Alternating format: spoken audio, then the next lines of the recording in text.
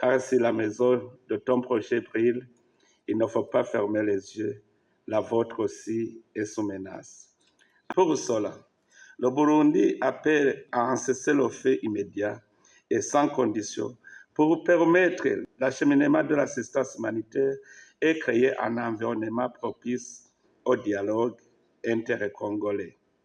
La population congolaise me ramasse au quotidien depuis des décennies.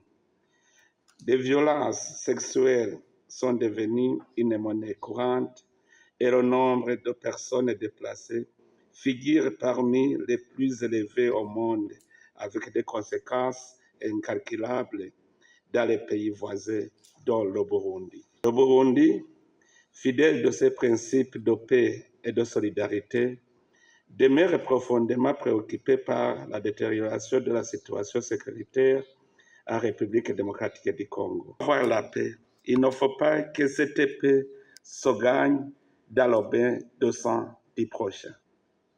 C'est pour cela que le Burundi, en tant qu'observateur avisé, doit émettre sa contribution pour la paix dans cette partie de la RDC et de la région.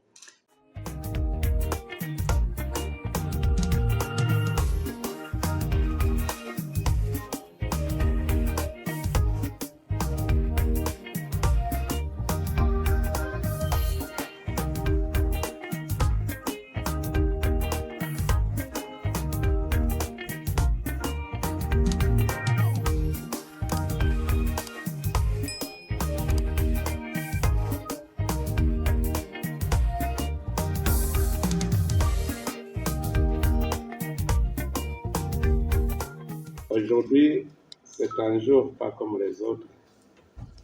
Nous nous rencontrons dans un contexte particulier pour discuter sur la paix de la région. D'abord, permettez-moi de vous dire que le Burundi n'est pas partie prenante dans ce conflit. Il est présent pour l'accomplissement d'un accord bilatéral entre la RDC et le Burundi sur la défense commune. Donc le Burundi reste un État parti à la solution et non parti au conflit. Le Burundi, fidèle de ses principes de paix et de solidarité, demeure profondément préoccupé par la détérioration de la situation sécuritaire en République démocratique du Congo. La persistance des conflits, particulièrement à cette partie de la RDC, et l'occupation prolongée de vastes zones par des forces et groupes armés étrangers constituent une menace grave pour la stabilité régionale. La population congolaise me ramasse au quotidien depuis des décennies. Des violences sexuelles sont devenues une monnaie courante et le nombre de personnes déplacées figure parmi les plus élevés au monde, avec des conséquences incalculables dans les pays voisins, dont le Burundi. Pour avoir la paix, il ne faut pas que cette paix se gagne dans le bain de sang du prochain.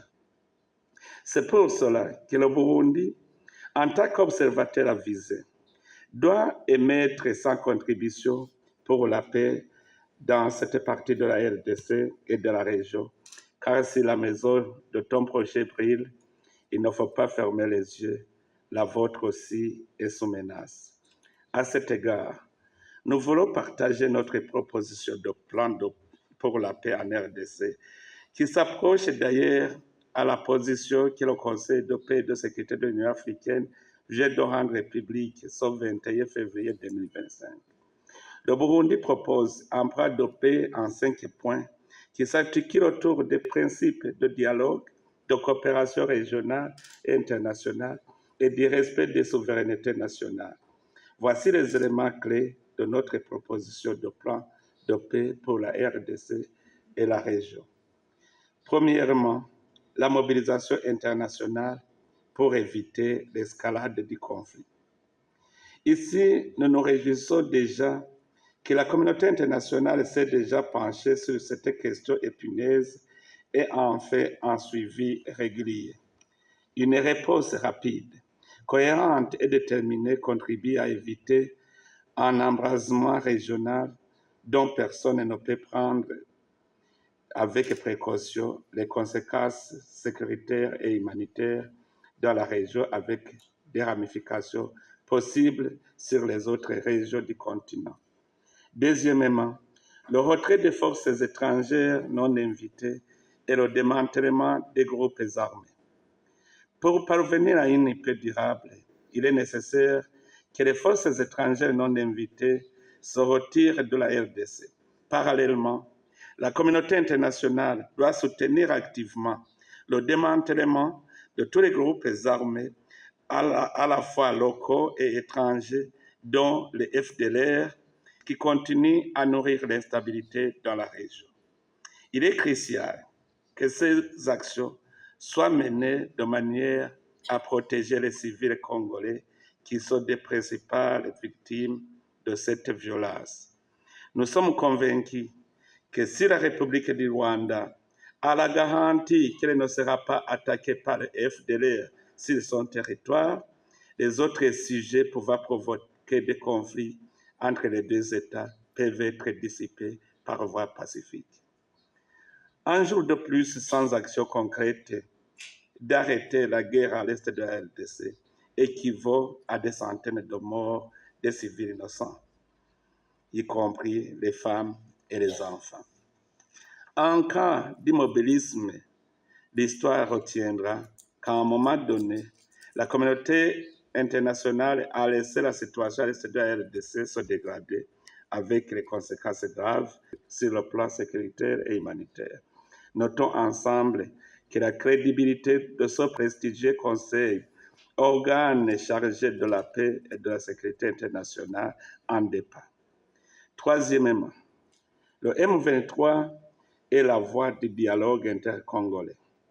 Il est impératif que si le M23 se revendique réellement congolais et intègre le processus de paix intercongolais sous la facilitation du président Uhuru Kenyatta, facilitateur désigné par la communauté est-africaine. Une fois que le M23 pourra se séparer des forces de défense du Rwanda et se montrer que sa composante est congolaise, le gouvernement de la RDC pourra revoir sa position car c'est une expérience déjà vécue lors du processus initié par la communauté est-africaine.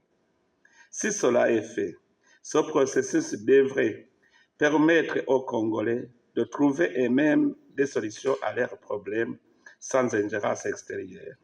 Nous croyons que le dialogue interne est la seule voie pour arriver à une paix durable en RDC, respectant la souveraineté et l'intégrité du pays. Quatrièmement, un cessez-le-feu immédiat et inconditionnel. Pour que ce plan se réalise, il faut créer les conditions favorables à la paix, ce qui montre l'engagement de chaque partie au processus de résolution pacifique des conflits. Pour cela, le Burundi appelle à un cessez-le-feu immédiat et sans condition pour permettre l'acheminement de l'assistance humanitaire et créer un environnement propice au dialogue intercongolais. Ce cessez-le-feu serait un premier pas vers une résolution pacifique de conflits, réduisant la souffrance des civils, en particulier des femmes et des enfants, qui sont les premières victimes de cette guerre. Une fois respecté, le cessez-le-feu permettra le désengagement des forces belligérantes et de favoriser le retour des déplacés internes et aux réfugiés de retourner dans leur foyer et aux élèves de regagner l'école. Cinquièmement, le renforcement des mécanismes régionaux et internationaux. Il est crucial de renforcer le Conseil de paix et de sécurité de l'Union africaine et d'assurer un financement suffisant pour les opérations de paix en Afrique, surtout garantir les forces d'interposition rassurantes. Le Burundi plaide également pour une accélération de l'opérationnalisation de la force africaine en attente, afin de permettre à l'Afrique de répondre efficacement à ses propres crises. Une coopération renforcée entre l'Union africaine, les Nations Unies et les acteurs régionaux est essentiel pour garantir une réponse cohérente et efficace face à ces défis. Le Burundi réaffirme son engagement envers la paix et la stabilité en RDC et dans la région des Grands Lacs. Nous croyons fermement que seule une action collective et une coopération internationale renforcée permettront de surmonter les défis auxquels la RDC est confrontée. Nous appelons tous les membres du Conseil de sécurité à soutenir ce plan de paix dans un esprit de solidarité, de responsabilité partagée pour garantir un avenir pacifique et prospère pour tous les peuples de la région. En définitive, le Burundi saisit cette opportunité pour tranquilliser certains pays qui appellent leurs ressortissants de quitter notre pays suite à la guerre qui ravage l'Est de la RDC, parce que cela crée une panique au sein de notre population. Le Burundi est un pays paisible et se tient prêt à protéger ses citoyens et ses habitants, dont les étrangers résidant au Burundi. Nous avons appris dans notre culture qu'avant de faire la guerre à un prochain, il faut lui proposer la paix. Dans nos efforts pour éviter des confrontations entre nos deux pays, nous nous inscrivons dans la logique de résoudre les différends de nos deux pays par la voie pacifique. C'est ce qui a été fait depuis 2020. Le Burundi a pris l'initiative d'initier un dialogue entre le Rwanda et le Burundi et nous nous inscrivons toujours dans cette logique. Jusqu'à ce jour, le Burundi reste ouvert au dialogue avec le Rwanda pour une issue favorable aux deux parties. Ce n'est que si cette procédure échoue et que le Burundi est agressé, c'est à ce moment que le peuple burundais sera obligé de se défendre par tous les moyens. En tout cas, les Burundais ne peuvent plus revivre les souvenirs douloureux que notre passé a endurés dans les mémoires collectives des Burundais.